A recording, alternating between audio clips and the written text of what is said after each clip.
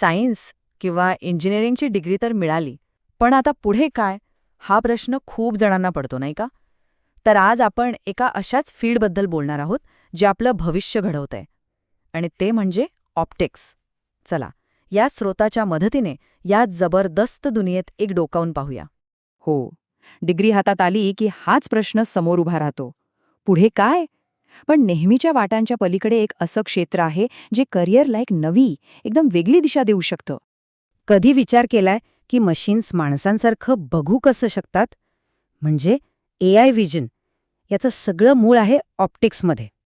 आणि ऑगमेंटेड रियालिटीबद्दल काय? म्हणजे खरं जग आणि डिजिटल जग दोन्ही तुमच्या डोळ्यासमोर एकत्र. ही काही जादू नाहीये, ही तर ऑप्टिक्सचीच कमाल आहे. सेल्फ ड्रायव्हिंग कार्स तर आता रस्त्यांवर दिसू लागले आहेत. पण त्या आजूबाजूला कसं बघतात, रस्ता कसा ओळखतात, याच्या मागे आहे लायडार टेक्नॉलॉजी. आणि हो, ही टेक्नॉलॉजी पूर्णपणे ऑप्टिक्सवरच चालते. तर आतापर्यंत हे लक्षात आलं असेल की आपण कोणत्या तरी सामान्य फील्डबद्दल बोलत नाहीये. ऑप्टिक्स आणि फोटॉनिक्स हे खरं तर फ्युचरचं करिअर आहे. हे क्षेत्र खूप वेगाने वाढतंय आणि नवनवीन संधी निर्माण करतंय. आणि ऑप्टिक्स म्हणजे फक्त लाईटचा अभ्यास असा अजिबात नाही. लेझर टेक्नॉलॉजी, फायबर ऑप्टिक्स एवढंच नाही, तर AI व्हिजन आणि सेमीकंडक्टर्स या सगळ्या मोठ्या इंडस्ट्रीजचा पायाच ऑप्टिक्स आहे. बरं, मग प्रश्न असा येतो की या क्षेत्रात एंट्री कशी करायची? आपल्याला गाईड कोण करणार? आणि इथेच पिक्चरमध्ये येते ऑप्टिकल सोसायटी ऑफ इंडिया, म्हणजेच OSI. तर ही OSI नक्की आहे तरी काय? सोप्या भाषेत सांगायचं तर ही भारतातली ऑप्टिक्स आणि फोटॉनिक्समधली सगळ्यात मोठी आणि महत्त्वाची वैज्ञानिक संस्था आहे. तिचं मुख्य काम आहे या फील्डमध्ये रिसर्च, शिक्षण आणि इंडस्ट्रीला प्रोत्साहन देणं. आणि ही काही आजची संस्था नाहीये, तिचा एक मोठा वारसा आहे. बघा, 1965 मध्ये तिची स्थापना झाली आणि आज ती आंतरराष्ट्रीय स्तरावर भारताचं प्रतिनिधित्व करते. इतकंच नाही तर जर्नल ऑफ ऑप्टिक्स सारखं प्रतिष्ठित जर्नल सुद्धा प्रकाशित करते, ज्यामुळे तिचं महत्त्व अजूनच वाढतं. तर मग OSI नक्की काय काय करते? बघा, ही फक्त एक संस्था नाहीये, तर एक मोठं प्लॅटफॉर्म आहे. इथे ऑप्टिक्समधलं ज्ञान सगळ्यांपर्यंत पोहोचवलं जातं. रिसर्च आणि डेव्हलपमेंटला चालना दिली जाते. आणि सगळ्यात महत्त्वाचं म्हणजे इंडस्ट्री आणि रिसर्च यांच्यात एक पूल तयार केला जातो.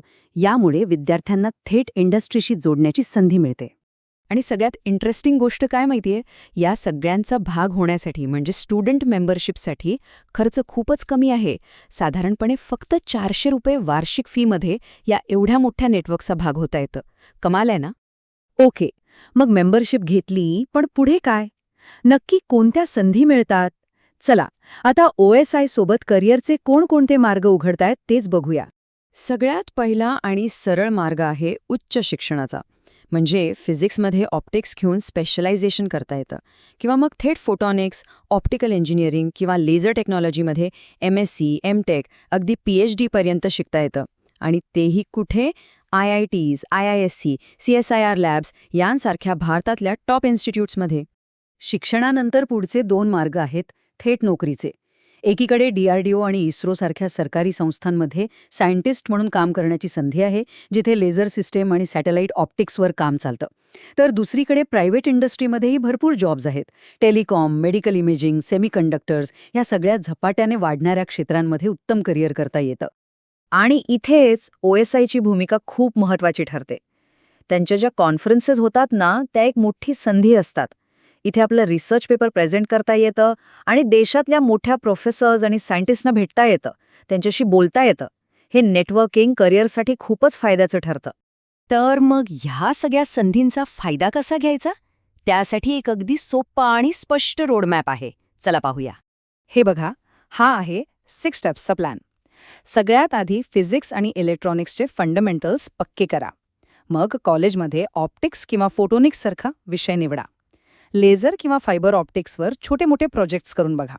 आणि हो, लगेच OSIची स्टुडंट मेंबरशिप घ्या.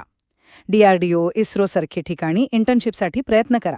आणि शेवटी गेट किंवा जॅम सारख्या परीक्षांची तयारी करा. या प्रत्येक पायरीने ध्येय जवळ येत जाईल. तर मग बघा, मार्ग एकदम स्पष्ट आहे. संधी भरपूर आहेत आणि OSI सारखा मार्गदर्शकही सोबत आहे. आता सगळं काही तुमच्या हातात आहे. विचार करा, प्रकाशाच्या या विज्ञानात तुम्ही स्वतःचं भविष्य कसं घडवणार.